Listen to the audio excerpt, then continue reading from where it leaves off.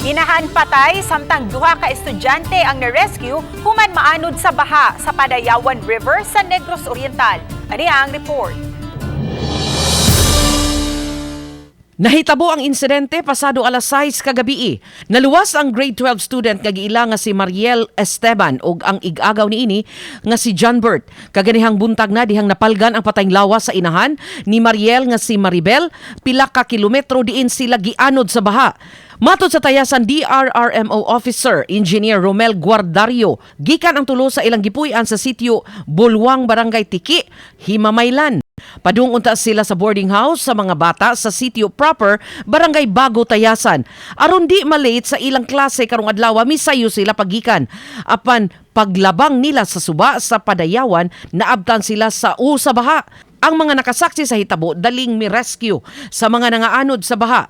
Na-rescue ang mga bata apan wa na makita ang mama ni Mariel.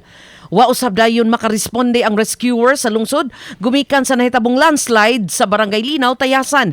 Ang landslide area ang agianan gikan sa town proper paingon sa Barangay Bago.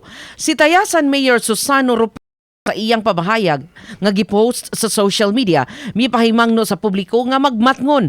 Sa iyang Executive Order No. 12, gisuspenso sa mayor ang klase sa tanang level sa pribado o pampublikong tunghaan sa Tayasan.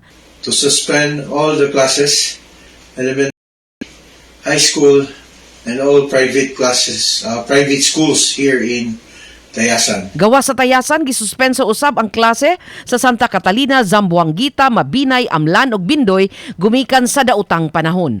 Uban ni Clans Gabutin, Chalvaliana, Balitang Bisdak.